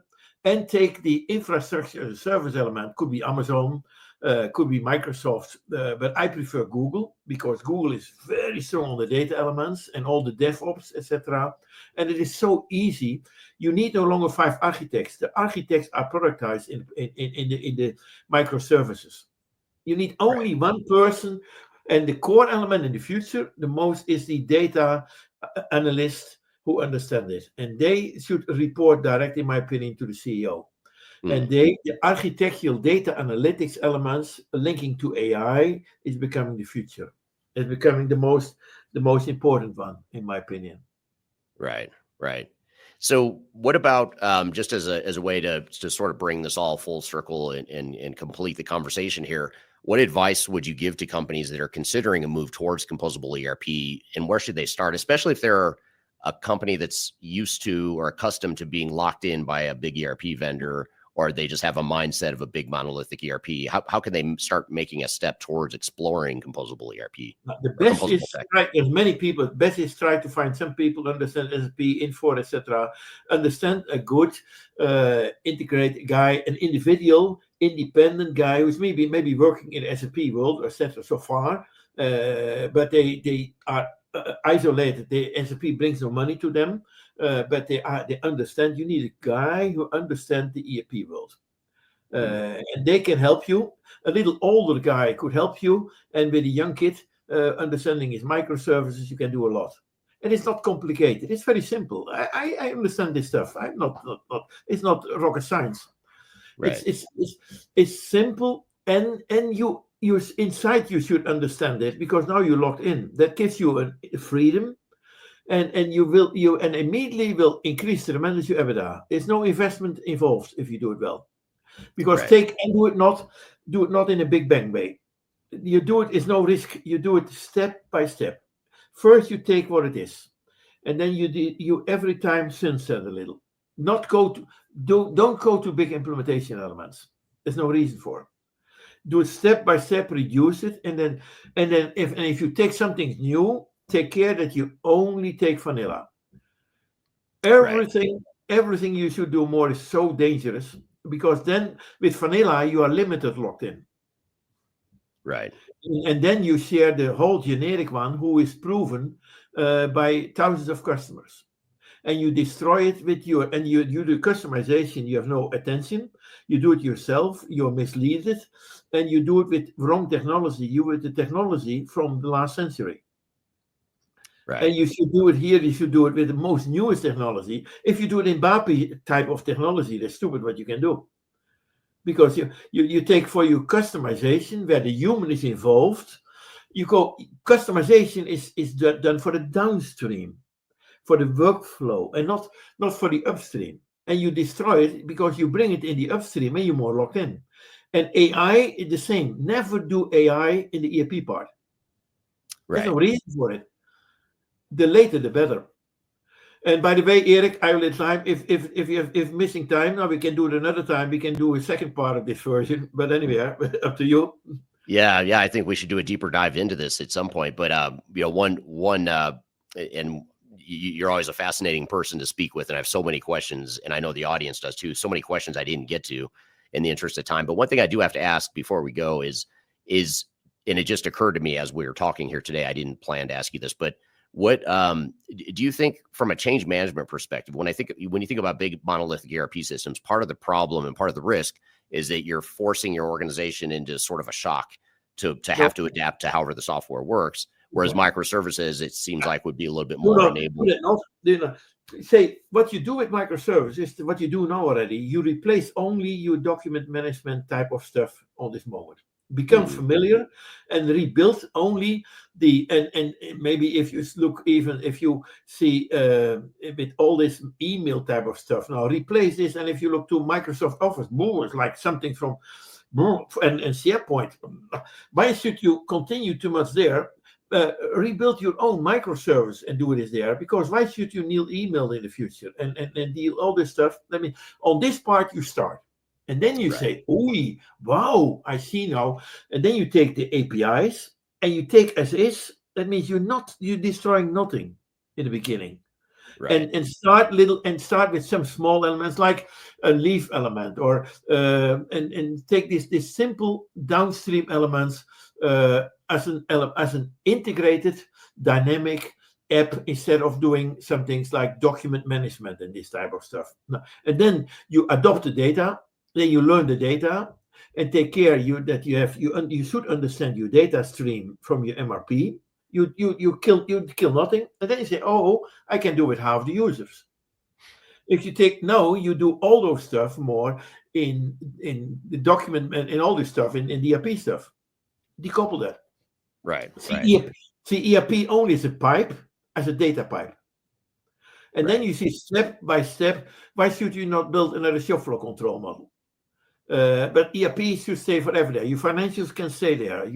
All the compliance, let it stay. No risk. And now you go to a new version, it's 100 times more risk. You go from Rise anywhere and you go to HANA, and now that is the biggest risk. Right. That is there you take the risk. Well, that's why 60% of SAP customers have not started and have no plans to move to. And the money is already in the market cap. Yeah, absolutely. And I think that's I think this model you're talking about, I think in my opinion, the biggest challenge in getting widespread mainstream adoption of this microservices and composable concept is all the money that's at stake with these big incumbent tech providers. Yeah. So I think it's important to really keep an open mind and get it. And everyone like to come around you because all the complication stuff is there. Now, if you bring it down, do the same element like you did 3 years ago. There is nothing to win. You win only downstream. Your money is downstream. Right. Never upstream. Upstream is only the compliance. It's like a bookkeeping system. Now, take care. Now, your inventory is there. But why not taking your new stuff on top of your inventory, make some new stuff, like a little warehouse management. And it's not rocket science. You do it in the afternoon. And start. But crucial part is the big value is if you can have these two pipes, these data streams. If you can have this transactional data element from an SQL database, if you can pick it up in BigQuery with AI, boy, now there is the money. The money is not in the downstream. And downstream, and even why should you pay the maintenance? But okay, maybe you are afraid, but there's a lot to win even. Yeah, you have even don't give up your perpetual license. Right. You give your gold is out, and then they milk you more. Yeah, absolutely. And realize, and if you go to a new system, at least you should expect that you do it with half of the users, or maybe 20% of the users. Right. And then it's good enough. Then you take the core element, can go for another 5 or 10 years. Maybe you say, okay, the way I do my inventory and the way I do my purchase stuff. But then you go say, why not procure to pay? You take it immediately out. The most attractive element, procure to pay and order to cash, are dynamic elements with consumers outside. Never should do an ERP. And it's extremely simple process. In Rappit, we do it very, very easy. We built very simple procure to pay type of elements. There you have a lot of money already if you bring it in. All this, we undock, we take all the documents in a dynamic way. Every document automatically for 90% immediately become a dynamic document. You take it already out and then see it like a procure to pay, order to cash. This type of elements are where you make a lot of money and then you learn to deal with the same data. Now your data is not integrated. Your transaction data is dying. And it's not, and you feel it with a spreadsheet, so stupid like you can do in every boardroom, it's gambling. Because they need first a spreadsheet to explain some things, and it's not reality. Now, here we go to dynamic decisions. It must be semantic. And that is what microservices are doing us. Right. And it's extremely simple. Yeah.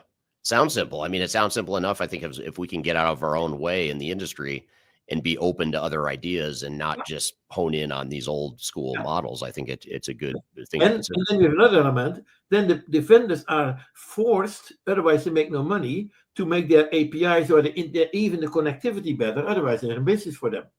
Yeah. We should force them. Now, I can take everything out. We are professionals to bring it out. But at the other end, they should even have to make it more open.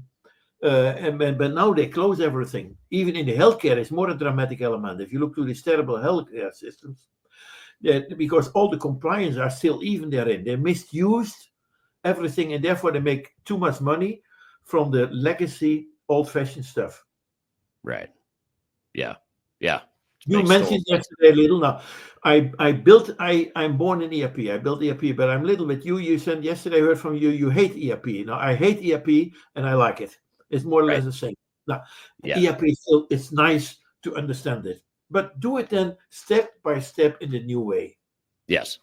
Yeah, I think the video I published the other day was I hate ERP systems, but I think it's a more appropriate title would be I hate what ERP systems have become, because I Exactly. think they're becoming a more of a problem and a nuisance in the industry in some cases. Well, Yeah. I appreciate your time here today, Jan. And one thing I do want to share with the audience here is if you're interested in more digital transformation trends and just things to be aware of as you're defining your digital strategy, check out this QR code right here. This is our annual digital transformation report. If you scan this QR code, you can read that for free on our website. You can learn more about some of the trends in the industry. You can read independent reviews and rankings of different technologies in the space, as well as implementation best practices to be successful in your digital And transformation. I have an initiative for you. And it could be, suppose that some people are interested. No, I can to Eric, you can arrange it very simple to do maybe a lecture with 20 people or some things, or could be Yeah. different. For me, it can be free of choice. That means I made my money already. That means I have something to do. Otherwise, my wife is punishing me when I'm stay to us. She's the boss at home, saying to us there. But that is in the easy way. We all learn from it. Who knows? And there's so much to win. And if you can arrange some things, Eric, yes, you have all the facilities for that to do this. It's a great idea. If you're willing to do it, I'd love to do that. Maybe a follow-up, sort of a mastermind with a smaller group of people. We could sort of dive into it a little bit more detail. It's a great idea. I love it. Thank you, Jan. Great conversation. Great questions from the audience there. Thank you for being here, and a lot more to cover. We're going to take a quick break. We'll be back with more. We're going to debrief a bit on this conversation. We'll also get into why we hate ERP systems. So stick around. We've got a lot more to cover on this episode of Transformation Ground Control.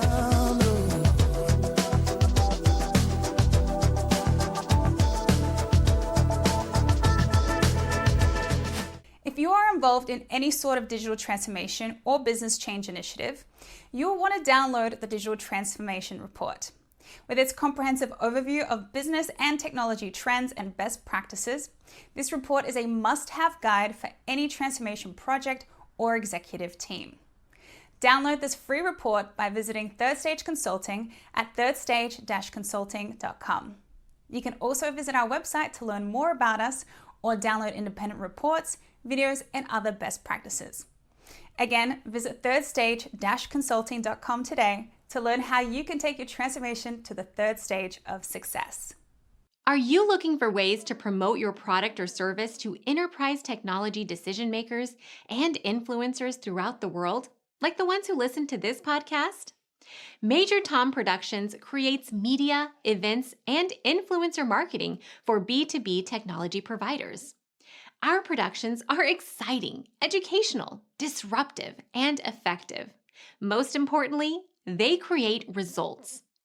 Our content is unlike any other in this industry, engaging, influential, and trusted by technology buyers and influencers throughout the world. Each month, our productions reach hundreds of thousands of targeted buyers and decision makers who trust and engage with our honest and tech-agnostic content. With long-tail viral results and engagement with our content, Major Tom Productions provides a way to reach your target market and create awareness, calls to action, and a connection with potential customers. So collaborate with us today. Learn how we can feature your product or service on podcasts such as Transformation Ground Control, Journey to S/4HANA, and Journey to Dynamics 365. We can also feature your brand on our YouTube channel called Digital Transformation with Eric Kimberling, which boasts over 100,000 subscribers and over 2 million video views per year. You can also participate in our in-person events, including our Digital Stratosphere Conference. Contact us today to learn more. We can tailor a marketing campaign that works for you. We look forward to helping more people learn more about and become engaged with your brand.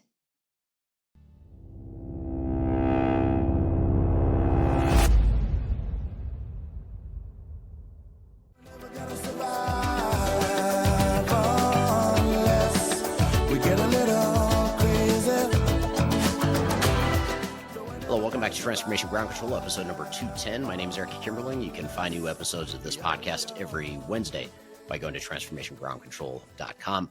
And again, this is the podcast that covers everything related to digital transformation, including the tech agnostic views of people, process, technology, and strategy. So thanks for being here today. Wanted to debrief here on the conversation we just had with Jan Baan. And a great guy, really interesting person. I learn a lot from him every time. And I'm just amazed at where he is in his career and how long he's been in this industry, that he's still out there disrupting, working hard, building companies and that sort of thing, and changing technology in the meantime. So that's super impressive. And I wanted to get to a few questions that actually Darian had for me that we'll kind of run through here. And this is a compilation of questions from Darian as well as audience questions we didn't quite get a chance to get to during the conversation with Jan. So first of all, there's this concept of vendor lock-in and the need for greater business control. And, we talked about SAP, for example, the RISE program, and how that's really locking people in for another decade or more onto the SAP platform. And it's also locking them into technology that's becoming more and more outdated. So at a time when you could argue ERP systems are already obsolete or becoming obsolete, the ERP vendors are out there launching new versions of their software, trying to get people to lock in for years or decades to come. And so Jan took this concept even further, arguing that AI and microservices will make traditional ERP almost obsolete. And so the question is, what are my thoughts on this? And I totally agree. I think there's just too many changes in the marketplace happening too quickly for ERP vendors to keep up, especially the big ones. If you're a smaller, maybe a mid-sized ERP vendor, maybe you can keep up a little bit more. But I think what you find with these big companies, even though they've got more R&D dollars and they've got more resources at their disposal, they just simply move slower. It's harder for them to innovate and keep up.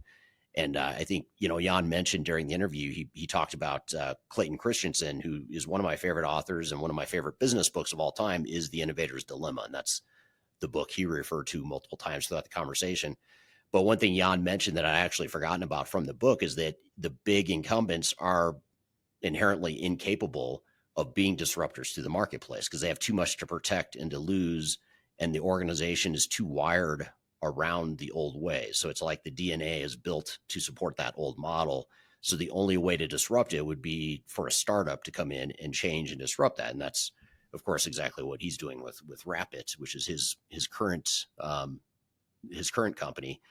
And so I think that's why I think some of these AI startups, even companies like Odoo that are coming in and finally getting some traction, getting some big dollar investments from Google in the case of Odoo, and some of these other mid-size and smaller ERP vendors, I think they're in a better position to disrupt the industry than the incumbents are. Because again, the incumbents are going to have to cannibalize their own revenue, which is just painful process that a big organization is too risk adverse to do, generally speaking, of course. Now, someone could prove us wrong and show otherwise, but so far we haven't seen that.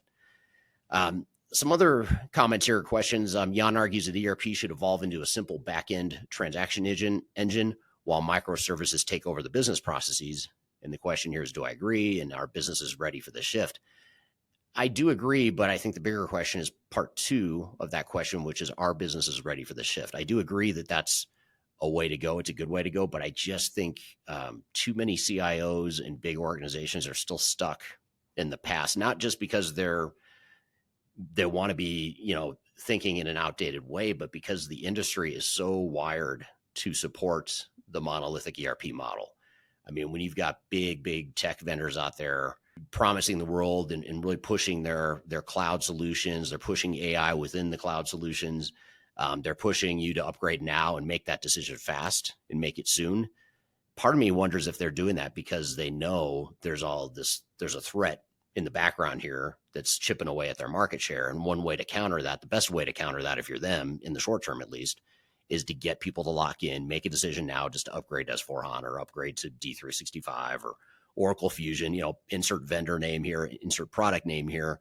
And that's generally what they want them to do. But and so there's a lot of marketing messaging, a lot of money and focus in the industry. Even Gartner and analyst firms, ERP consultants are all out there touting the company lines.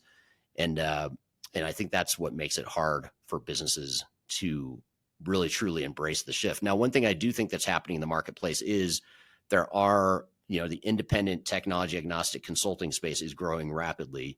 And I don't say that just because my company is independent tech agnostic. It's true across the board. I mean, when I started my first tech agnostic consulting firm in 2005, there really weren't literally anyone out there that was focused on enterprise technology that was also independent, because it didn't make sense to do it back then, because it was a lot easier to start a consulting company if you just hitched your wagon onto one of the big software vendors. So now, though, you look up and there's certainly third stage consulting. I'd say we're one of the bigger, more global technology agnostic providers, but there's a lot of, 1, 2, 5 person shops out there that are independent tech agnostic. On LinkedIn, I see at least a few times a month people in my network who are starting a tech agnostic consulting firm. So I think the tech agnostic movement is definitely gaining steam. And I think that's going to help a lot, because I think people are starting to wake up to this model, knowing that not just the technology is outdated, but the way the ecosystems and the industry is built is flawed, inherently flawed as well. So I think businesses will be ready over time. I don't know that they're quite there yet, but slowly but surely, more and more of them are starting to come around. He also, Jan also criticized SAP's RISE program, saying it's designed to lock in customers for another 10 to 20 years. I've also warned about vendor lock-in before. And so the question here is, what advice would you give to companies feeling trapped by SAP, Oracle, or other ERP giants? And I'm going to simplify this, make it really easy to understand. All you have to do to SAP, Oracle, Microsoft, whoever might be trying to force you to upgrade, is just disregard their timeline, honestly. Like, if they're telling you have until 2027 or 2030, whatever the date is that they're telling you they're going to cut off support, sure, take that into consideration, but don't let that drive your decision. That should not be the number one reason you go through this project. The number one reason why you should go through digital transformation is because your old system's outdated, it's inefficient, it's costing you too much, it's not allowing you to scale, it's inflexible. Those are reasons to change, not because your software vendor tells you have to. If you have to let down your software vendor and tell them, go pound sand, we are not upgrading now. And if they happen to cut off your support, which I question whether or not they really will, but if they do, there's third-party options out there.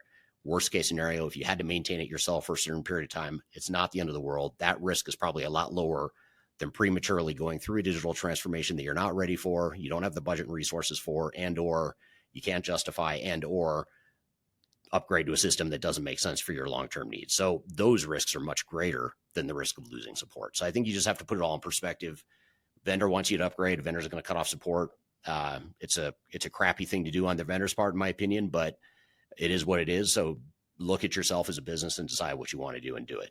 That'd be my recommendation. And hire a company like ours, third stage, whether it's us or some other consulting firm that's tech agnostic. They're not affiliated with the software vendors. Get those people to help you. That's what we do. We help clients out of these jams all the time, and I enjoy it, because I think the clients should be the ones in charge here. The clients should be the ones determining what the timeline is, not the software vendors. I think it's ridiculous that software vendors are giving any sort of ultimatum or timeline. I think it's absolutely reckless. It's unethical. I hope someday it's illegal, but it unfortunately is legal right now. But that's just my own commentary there. Last question here from this conversation, and then we'll move on to our next segment. But the last point here is, Jan believes manufacturing companies are the best fit for composable ERP because they're further behind on AI adoption. Do you see that trend in the clients you work with? I do think that manufacturers are generally further behind the technology curve than other, more, technologically savvy companies. And that's fine. I mean, that's not their industry. They weren't built, and they didn't become successful because they're good at technology necessarily. They became successful because they're good at manufacturing and delivering a product or service that their customers want and need. So it would make sense that they'd be a little behind. And I think manufacturers also, they're capital intensive. Typically they have other resources that are competing, that they're competing with. And so I think that is going to make them fall further behind on the tech curve. And I think that's okay. I think the key is just to recognize where you are, be realistic about where you want to go, whether it's with AI or composable technologies or cloud solutions, whatever it is, just making sure you've got a deliberate timeline that makes sense for your culture and for your organization. I think that's the key thing there. So I want to play you this YouTube clip here. It's from my YouTube channel where I talk about my love-hate relationship with ERP software. Let's roll this clip, and then we're going to come back and talk about, why am I so jaded at this point in my career? B, why am I still in this industry? if I have this love-hate relationship with ERP software? So we'll cover those among other questions here in just a moment. But first, let's roll this clip of why I hate ERP software. I've been in the ERP software space for about 25 years now. I started at PricewaterhouseCoopers back in the late 90s. And over the years, I've done everything from SAP consulting to Oracle consulting to Microsoft to other types of ERP systems as well as a lot of ERP software selections and evaluations and implementations. And over the years, I've learned to love and hate ERP software. I love the potential of ERP software. I love the fact that it can be a real game changer for organizations.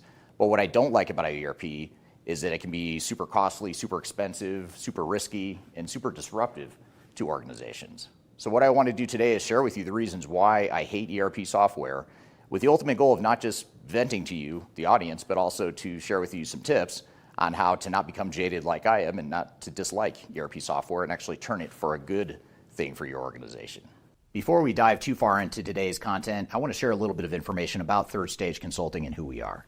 Third Stage Consulting Group is an independent, technology agnostic provider of consulting services to help clients through their digital transformations. We help with digital strategy and software selection, as well as implementation planning. And during implementation, we provide services related to program management, organizational change, business process improvement, as well as enterprise architecture. These are just some of the services we provide. We have offices in North America as well as Europe and Asia Pacific. So if you'd like to learn more, I encourage you to check out our resource center, which includes a number of resources that will help you through your digital transformation, and you can access that for free using the QR code here or the links below. You can also reach out to me directly if you'd like to discuss your digital transformation and brainstorm ideas on how to improve where you're headed on your journey. Now let's jump back into today's content. The first reason why you may not like ERP software like me is the fact that a lot of ERP systems, if not most of them, are monolithic and cumbersome. And what I mean by that is they're outdated. They're big, large, transactional-based technologies that are meant to house a lot of transactional information. It's meant to integrate data and workflows across organizations and different workflows. But at the end of the day, it's very difficult for these big, massive systems to keep up with the changes that most businesses require. Now, software vendors listening and other consultants in the space might argue, well, but these big software vendors have a lot of R&D dollars to invest in making the software better. And that is true. They do have a lot of money to invest in new technology. But the downside is that these technologies simply cannot change fast enough to keep up with the changing dynamics of the world around us. And this is especially true for organizations that are going through their own unique individual changes. It's quite literally impossible for any organization to continue to grow and change and evolve as it needs to, and for the ERP system to keep up with that change. So these are some of the challenges that need to be considered, and that fact that a lot of ERP systems are monolithic and cumbersome is something you should keep in mind and make sure that you're considering or evaluating as part of your ERP software selection process.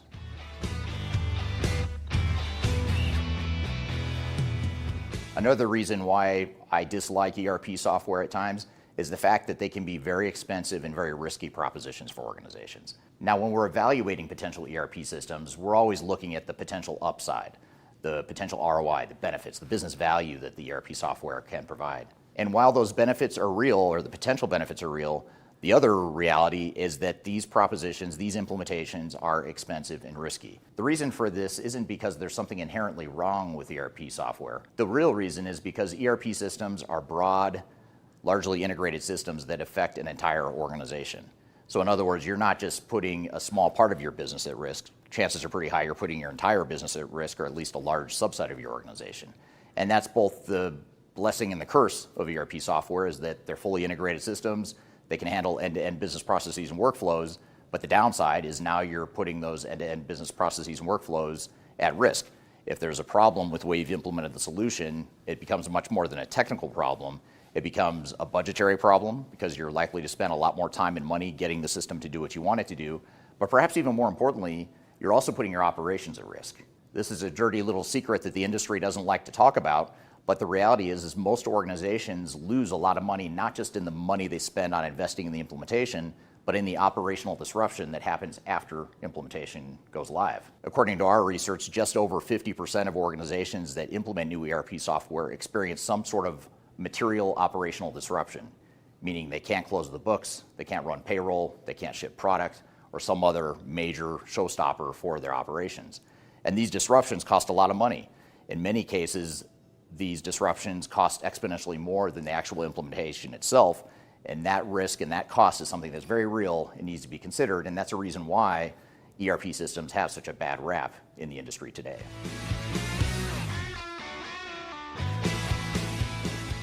Another reason why I dislike ERP systems at times is because ERP systems are trying to be everything to everyone. In other words, they're trying to provide functionality and capabilities and workflows that meet the needs of multiple industries and multiple organizations within each of those industries. And this is something that is simply not possible. Now, it's appealing to software vendors to want to do this because obviously they can sell more software, they can achieve more scale by achieving more functionality and capabilities. But the reality is, most organizations have differences and competitive advantages and things that they're trying to do differently that they don't necessarily want to find out of an off-the-shelf, out-of-the-box ERP system. Let's take an example to talk about how an ERP system runs into constraints in its own functionality when you look at different types of organizations. Let's just say you have a retail organization where you're selling high volumes of product to your customers. That is a distribution volume-based game that requires certain types of business processes that are very unique to the retail industry. Let's compare that to a complex engineer order manufacturing organization that makes really big, expensive, low volume, complex products. That's a very different business model, a different set of business processes and workflows and data requirements that are very different than the retail example I gave. But yet, most ERP vendors are trying to sell their software to these multiple disparate industries. And even if you find a solution that's focused on just one industry or a small subset of industries, even in those cases, you find that your needs and your competitive advantages are going to be different than your peers. Not to say all of the functionality is not a good fit for you, but chances are pretty high you're going to have trouble fitting into an ERP system that's trying to be everything to everyone. So that's one thing to consider, and that's one of the big limitations of ERP systems, is that they simply cannot be everything to everyone across multiple industries.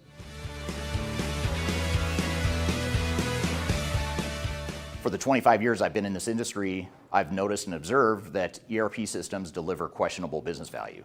ERP failure rates are very high, and even when the failure is not a massive failure, chances are pretty high that you're not getting the business value that you expect out of the system. And that's been a problem that's been plaguing the industry for 25 years.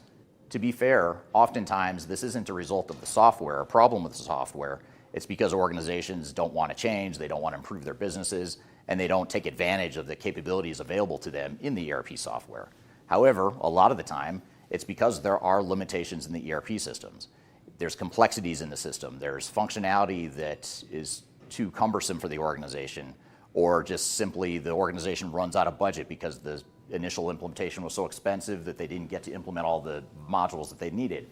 So there's a lot of different reasons why this is, but at the end of the day, most organizations fail to achieve the business value that they expected to see out of their ERP investments. While ERP customers oftentimes struggle to get the business value they want out of the system, there's two parties in this whole thing that are almost guaranteed to get business value out of ERP investments. And those two parties are the software vendors themselves, as well as the system integrators or the technical consultants that are involved with deploying the software. Those groups of people are almost guaranteed to get business value out of your investments in ERP software. The question becomes, though, what kind of business value are you getting? Are you getting comparable business value that you'd expect to see out of the system? Are you spending a reasonable amount of time and money on the implementation? Are you getting the ROI you expected to see on the deployment? These are all questions you have to ask yourself and really make sure that you right-size the project plan, the strategy, the investments you make, the products you select and choose and implement. Those are all questions you have to ask yourself to make sure that you're not just going all in and blindly investing and doubling down on ERP software that may not deliver business value to you, but they only deliver business value to the consultants and vendors that are providing the service to you. So these are some of the reasons why I dislike ERP software at times. I'm not planning on going anywhere. I love the work that I do, but at times ERP software drives me crazy. I have a love-hate relationship with it and with the industry, and that's why I've committed my career to helping organizations make better decisions and be smarter about how they deploy ERP software in a way that makes sense for them as an organization. Now, I'd love to hear what you think. What do you think the real value or the real problem is with ERP systems? Do you like ERP software? Do you hate it? Are you somewhere in between? Love to hear your comments. Please leave those in the comments below. So that's my clip on why I hate ERP software. Of course, I'm being a little bit exaggerated there when I say I only hate it. Of course, I have a love-hate. There's a lot of things I do love about this industry, which is why I'm still in it. And the things I hate about it, I think can be changed. And that's our goal as a company at Third Stage Consulting, is to help organizations change the way they behave and change the patterns that have caused such a high failure rate for ERP projects now for decades. McKinsey has a study that they put out, and a metric they've published for years now, which is anywhere from 70 to 80% or more of digital transformations fail. And that number hasn't changed at all in the last couple decades that I've been tracking that. And I haven't seen any data anywhere from anyone that suggests that failure rates are getting better. In fact, I would argue failure rates are actually increasing, largely because technology is changing so quickly, but organizations can't change that quickly. It's just simply not possible for the average manufacturer, government entity, or aerospace company, whatever it is. The average company cannot possibly change as fast as technology is changing. And so I think that chasm that's growing is making transformations riskier over time. And so, one thing that stood out was to this video was the point about ERP systems being monolithic and slow to adapt to business changes, which raises the question, is this a fundamental flaw in ERP design, or do I think vendors are genuinely trying to fix this but can't keep up? I think it's just both. I mean, honestly, it's a fundamental flaw in the ERP design, and I don't think vendors have a good incentive to try and change it. I think some vendors like SAP, for example, they've gone out and acquired other companies, and I think that's their way of recognizing without saying it out loud that their model is broken. So in other words, 20 years ago, SAP was all SAP. When you're using ECC, for the most part, it was built by SAP from the ground up, fully integrated solution. They're trying to be everything to everyone back then, but that was sort of in the heyday of ERP systems back in the early 2000s. Now here we are in 2025, and they're slowly starting to recognize that, hey, this new product we're putting out called S/4HANA doesn't do everything we need it to do. So they had to go out and buy Ariba and SuccessFactors and Concur and other systems over the years to try and plug some of the gaps. So I think they're recognizing that the core single ERP system model is broken, and SAP was always the poster child for single fully integrated ERP system. Now they don't offer a single integrated ERP system. In fact, I don't know of any of our clients over the last 10 years that have implemented S/4HANA. I don't know any of them that have only implemented S/4HANA. They've always implemented S/4HANA along with SuccessFactors or with Ariba or some other solution that SAP has acquired, which is essentially a third-party solution that just happens to be owned by SAP. So it's really a best-of-breed solution that they're selling now. So who knows? Maybe SAP is, in their own way, recognizing that composable ERP is the way to go. Back to the interview with Jan Baan. Maybe that's what they're saying there. So, another thing to think about is the everything to everyone problem. The question you have to ask is, do you want a single big ERP system that's trying to be everything to everyone, or do you go with a lesser known brand, a lesser known solution that focuses exclusively to your industry or your specific needs? That's the $1 million question. And I don't think there's anything wrong with going with a lesser known ERP system. In fact, it's probably going to be cheaper. It's probably going to be lower risk. It may or may not deliver more value, but when you consider cost and risk, I think, there's something to be said for these smaller software solutions. And then when we look at the vendor and integrator dynamic too, do I think vendors have any incentive to change the current model, or is it just the reality of the industry? I mean, these ecosystems in the ERP space have been built for 30 to 40 years, in most cases for the big ones, at least for SAP and Oracle. I mean, Microsoft Dynamics is a little bit newer, so maybe they haven't been around quite as long. When you look at even Epicor has been around forever under different names, through acquisitions and whatnot. Infor has been around forever.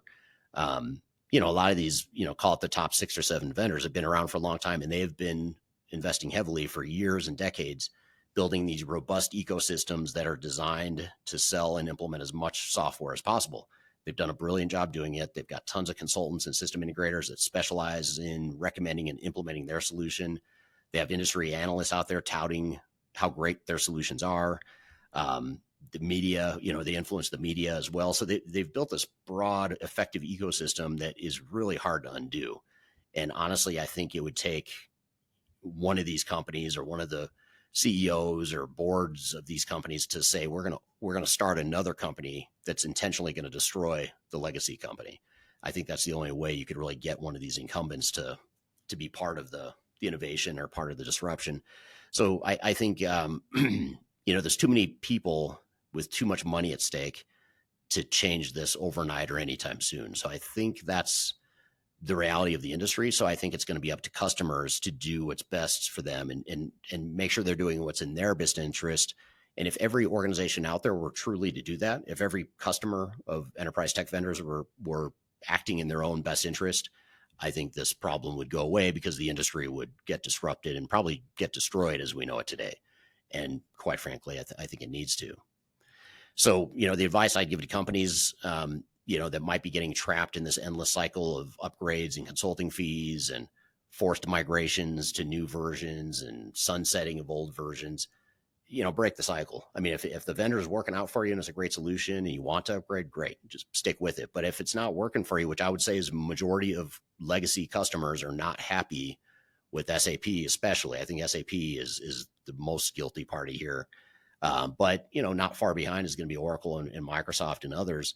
So if you're not happy, which I would make the argument just based on my own observations in the market, it appears as though a majority of customers we come across are not happy with their legacy customers, which leads you to think, why are you sticking with that vendor you don't like? You don't like the solution. You don't like the legacy solution you had in the first place. It's too expensive. It's too cumbersome. You don't see value in the new solution. You don't want to go through the cost and the risk. Then don't do it. It's really that simple. And I think you just have to avoid the pressure that the vendors and less informed influencers within your organization might be putting on you. And then last, if I had to design a ERP system from scratch today, I don't know that I would design an ERP system, to be honest. I'd probably design more of a best of breed or more of a focused solution, sort of like what Workday has done or Salesforce. I think they did a great job. I think that's sort of the future, is seeing more companies like Workday that focus on HCM or Salesforce that focuses on CRM. I think that's probably where we're headed in the future. And I think we'll see more of them. I hope we see more of them because that competition is a good thing for the industry. So just some food for thought there as you're considering your digital strategies for 2025 and beyond. Of course, we hope this podcast gives you information and arms you with the knowledge you need to make informed decisions. And I hope you enjoyed this conversation here today with Jan, Baan, and Darian, and some of the audience questions we've gotten as well. So I want to thank you for being here this week. Be sure to join us every Wednesday with new episodes. You can go to Transformation Ground Control to view all the past episodes. You can also subscribe to the podcast on whichever platform or platforms you prefer by going to Transformation Ground Control, that same website, transformationgroundcontrol.com. So hope you have a great day. We'll see you next week. And thank you for being here. We'll see you all soon. Take care.